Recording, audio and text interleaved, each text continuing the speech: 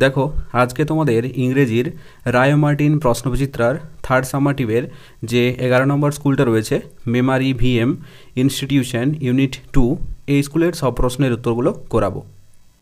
আর তোমরা যারা যারা এখনও আগের ক্লাসগুলি দেখোনি তারা আই বাটনে ক্লিক করে প্লেলিস্ট থেকে দেখে নাও, অথবা আমি ডেসক্রিপশানে স্কুল ওয়াইজ সাজিয়ে রেখেছি, সেখান থেকেও তোমরা দেখে নিতে পারো। ওকে, তাহলে চলো শুরু করি আজকের ইংরেজি class.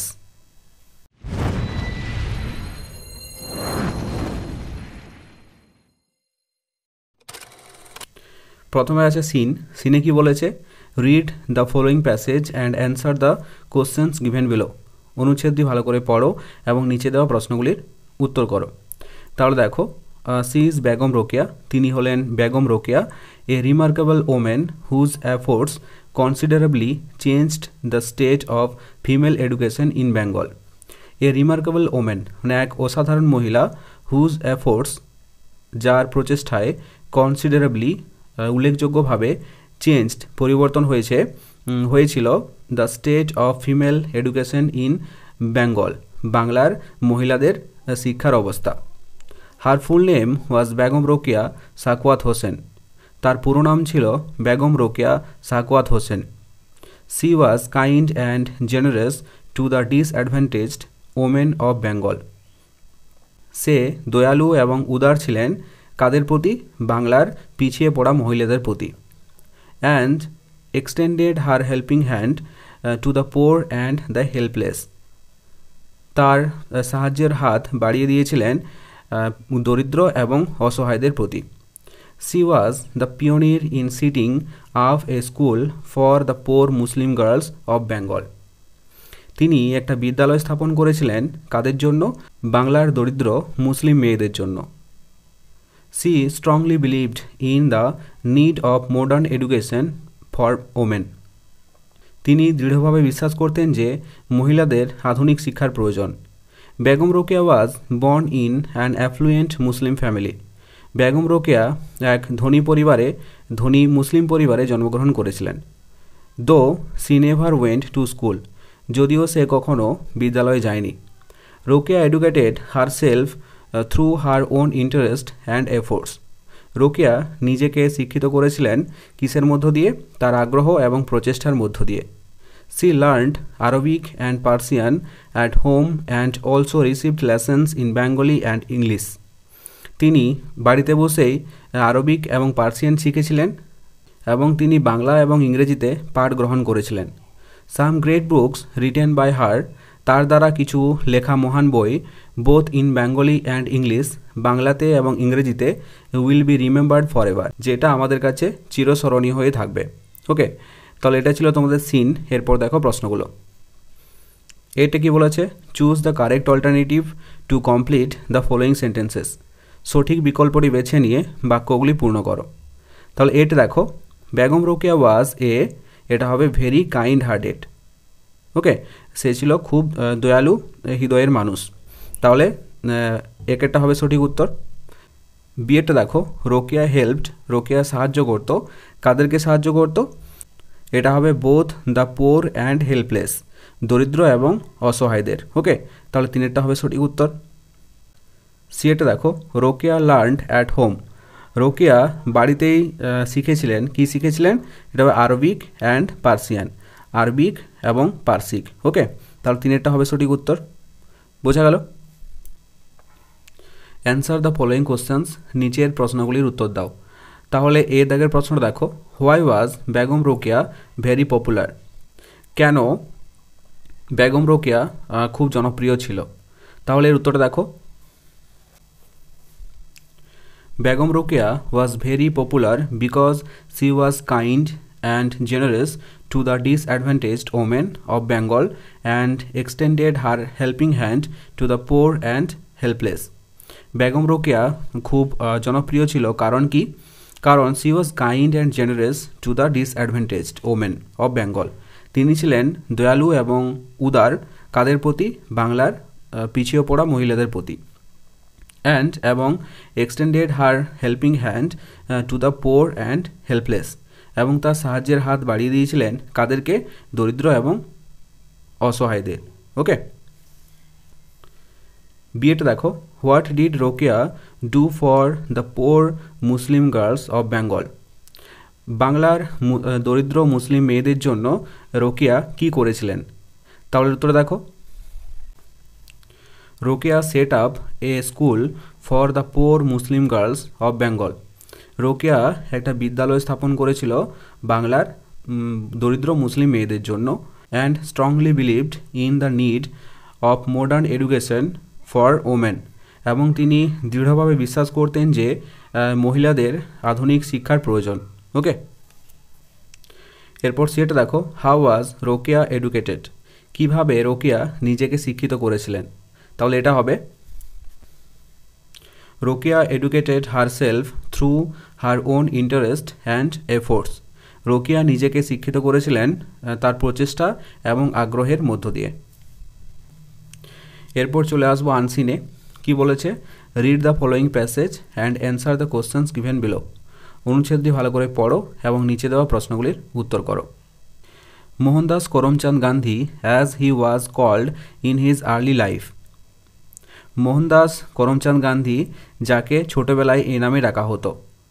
Was born at Porbandar in Gujarat. যিনি জন্মগ্রহণ করেছিলেন গুজরাটের পোরবন্দর শহরে। অন অক্টোবর 2, 1869, 1869 সালে 2 অক্টোবরে।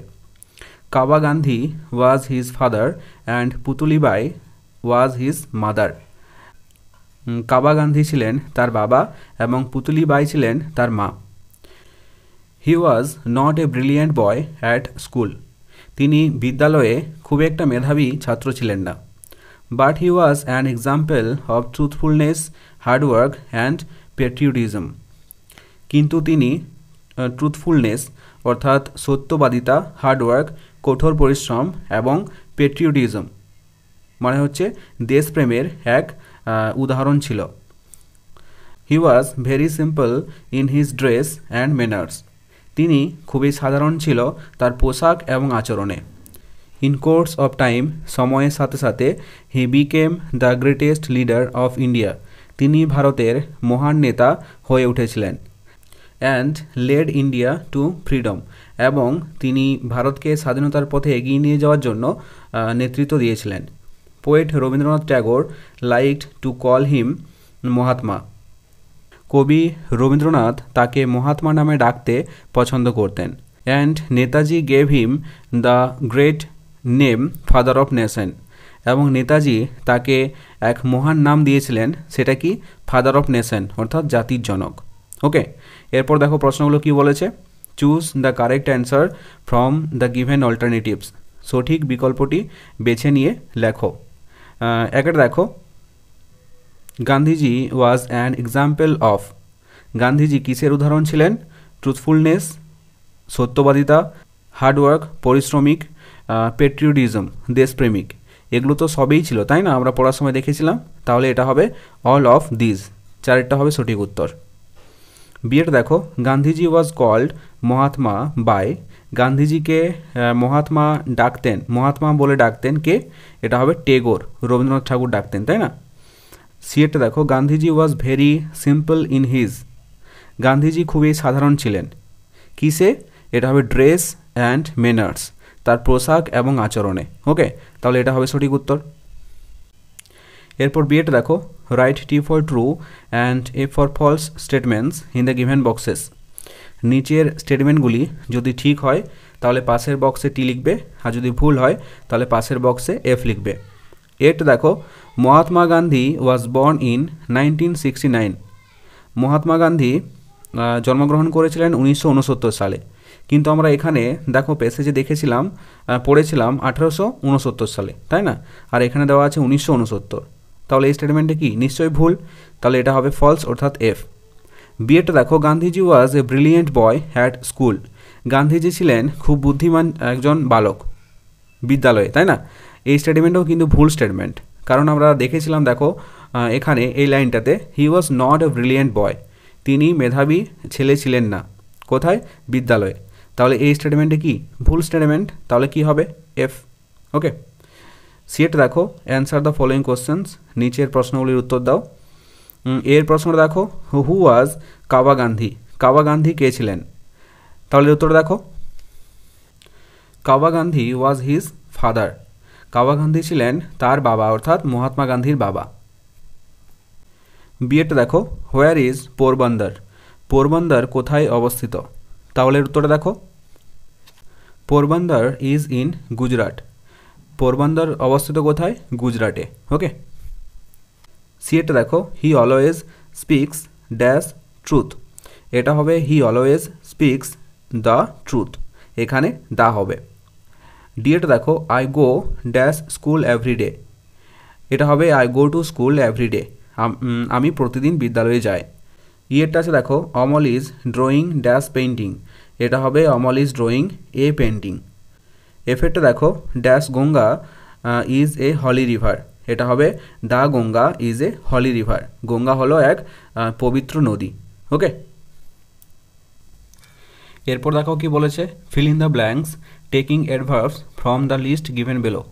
নিচে দেখো কিছু অ্যাডভার্বস দেওয়া আছে, এখান থেকে সঠিক অ্যাডভার্বগুলো নিয়ে শূন্যস্থানে বসাতে হবে। ওকে। তাহলে এটা আছে দেখো, we should cross the road. এটা হবে কেয়ারফুলি, আমাদের সাবধানে রাস্তা পারাপার হওয়া দরকার, পারাপার করা দরকার। বিয়েটা দেখো, সোলজার্স ফাইট। এটা হবে ব্রেভলি ফর দ্য কান্ট্রি। জওয়ানরা আমাদের দেশের জন্য সাহসের সাথে লড়াই করে। সিট দেখো, ডোন্ট টক সো। এটা হবে লাউডলি, বেশি জোরে কথা বলো না।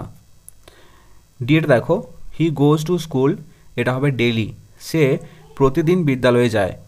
ইয়েট দেখো, এটা হবে কাম হিয়ার, এখানে এসো। ওকে।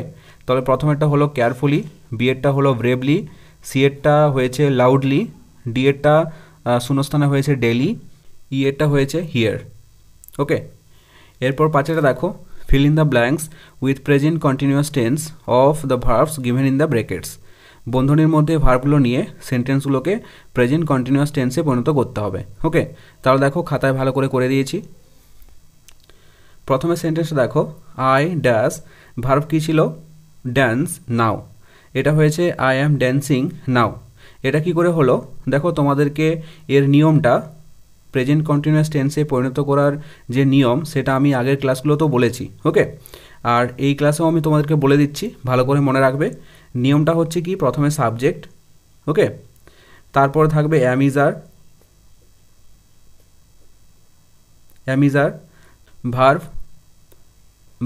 ভার্বের সঙ্গে আইএনজি যোগ, তার সঙ্গে থাকবে অবজেক্ট, শেষে থাকবে অবজেক্ট। ওকে। এখানে দেখো প্রথমে সাবজেক্ট কোনটা? আইয়ের পরে সবসময় অ্যাম বসে, তার জন্য এখানে অ্যাম হয়েছে। ভার্ব কী ছিল? ড্যান্স। ড্যান্সের শেষে আইএনজি যোগ হয়েছে। ড্যান্সটা কী ছিল? ভার্ব ছিল, তাহলে ভার্বের সঙ্গে আইএনজি যোগ হয়েছে, তার জন্য এটা হয়েছে ড্যান্সিং। আর অবজেক্ট শেষে নাও। ওকে। তার জন্য এটা হয়েছে আই অ্যাম ড্যান্সিং নাও। এই নিয়মটা এটার ক্ষেত্রেও কিন্তু হবে। পিঙ্কিটা যেহেতু সিঙ্গুলার, তার জন্য এখানে হয়েছে ইজ। ভার্ব কী ছিল? কাম, তাহলে ভার্বের সঙ্গে আইএনজি যোগ হয়েছে, আইএনজি যোগ হয়ে কী হয়েছে? কামিং, শেষে থাকছে অবজেক্ট। ওকে। এটা তাহলে to school, Pinky is coming to school. বোঝা গেল? এরপর 6টা দেখো, underline the adjectives in the following sentences. নিচের যে বাক্যগুলি দেওয়া আছে, এই বাক্যগুলির মধ্য থেকে যেটা অ্যাডজেক্টিভ সেটা নিচে দাগ দিতে হবে। প্রথমে সেন্টেন্সে কী আছে? The red car is moving very slowly. এখানে রেড, এটা হয়েছে অ্যাডজেক্টিভ। কেন? কারণ অ্যাডজেক্টিভ মানে হচ্ছে ডেসক্রাইবিং ওয়ার্ড, অর্থাৎ বর্ণনামূলক শব্দ, তাই না? তাহলে এখানে দেখো কার, গাড়িটাকে কি করছে? ডেসক্রাইব করছে, তার জন্য এই রেডটা হয়েছে অ্যাডজেক্টিভ। দ্বিতীয় সেন্টেন্সটা দেখো, he lives in an old house. এখানে বাড়িটা কীরকম? পুরনো, তাহলে ওল্ড, এটা হবে অ্যাডজেক্টিভ, অর্থাৎ ডেসক্রাইবিং ওয়ার্ড। সেটা দেখো, দ্য ফ্লাওয়ার ইজ বিউটিফুল। ফুলটা কীরকম? সুন্দর, তাহলে বিউটিফুল, এটা হবে অ্যাডজেক্টিভ। ওকে। কারণ কি? ফুলটাকে ডেসক্রাইব করছে, বর্ণনা করছে। বোঝা গেল? এরপর 7টা দেখো, match the words in column A with their meanings in column B. Column এতে কিছু শব্দ দেওয়া আছে এবং কলাম বিতে কিছু শব্দগুলির মানে দেওয়া আছে, মিনিং ওয়ার্ড দেওয়া আছে। তাহলে ওয়ার্ডগুলির সাথে মিনিং ওয়ার্ডগুলির মেলাতে হবে। ওকে। তাহলে এটা দেখো, ডিসিপলস মানে শিষ্য, তাহলে এটা হবে স্টুডেন্টস, তাহলে ডিসিপলসের সাথে স্টুডেন্ট মিলিয়ে দাও। ওকে। বি এরটা আছে রয়্যাল, রয়্যাল মানে হচ্ছে রাজকীয়, এটা হবে ম্যাজেস্টিক। ওকে, মিলিয়ে দাও। সি এরটা আছে ইমেন্স, ইমেন্স মানে হচ্ছে বিশাল, তাহলে এটা হবে হিউজ, হিউজ মানে হচ্ছে বিশাল। ডি এরটা আছে সাইলেন্স মানে নিস্তব্ধ, তাহলে এটা হবে কিপ কোয়াইট, ডি এর সাথে 2 মিলিয়ে দাও। ওকে, ই এরটা দেখো টার্গেট, টার্গেট মানে হচ্ছে লক্ষ্য, তাহলে টার্গেটের সাথে কি হবে গোল, মিলিয়ে দাও, গোল মানে হচ্ছে লক্ষ্য। অবজার্ভড, অবজার্ভের সাথে মিলিয়ে দাও নোটিসড মানে হচ্ছে লক্ষ্য করা। বোঝা গেল? ক্লিয়ার? যদি গ্রামারে কিছু ডাউট থাকে তোমাদের তাহলে আমাকে কমেন্ট করে জানাতে পারো। ওকে, এরপর দেখো রাইটিং স্কিল। রাইটিং স্কিলে কি বলেছে, write a paragraph on your visit to a zoo, use the following hints. একটা প্যারাগ্রাফ লিখতে হবে, তুমি একটা চিড়িয়াখানাতে গেছো ঘুরতে, ওকে, সেই সম্পর্কে একটা প্যারাগ্রাফ লিখতে হবে, নিচের যে হিন্টসগুলো দেওয়া আছে এগুলি ব্যবহার করে। আর অথবা দিয়ে দেওয়া আছে দেখো, use the following hints and right about Henry Lewis Vivian Derozio. নিচের যে পয়েন্টগুলো দেওয়া আছে এগুলি ব্যবহার করে হেনরি লিউইস ভিভিয়ান ডিরোজিও সম্পর্কে লিখতে হবে। ওকে, তাহলে দেখো রাইটিং স্কিলে এই দুটো আমি লিখে দিয়েছি, তোমরা দেখে নাও।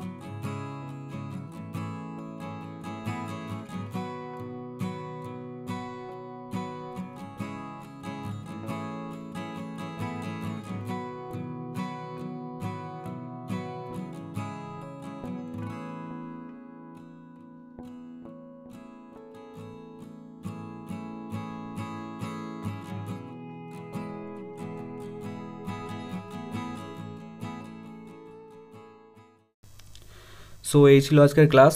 ক্লাসটি কেমন লাগলো অবশ্যই কমেন্ট করে জানাও, আর যদি ভালো লেগে থাকে তাহলে অবশ্যই একটি লাইক করে দিও। ওকে, আর ছোট্ট বন্ধুরা, তোমরা যদি আমার চ্যানেলে নতুন হয়ে থাকো তাহলে অবশ্যই সাবস্ক্রাইব করে পাশে থাকা বেল আইকনটিতে প্রেস করে রাখো। আর যারা অলরেডি সাবস্ক্রাইব করে নিয়েছো তাদেরকে অসংখ্য ধন্যবাদ। চলো, দেখা হচ্ছে নেক্সট কোনো ইংরেজি ক্লাসে, ততক্ষণ পর্যন্ত বাই বাই, টেক কেয়ার।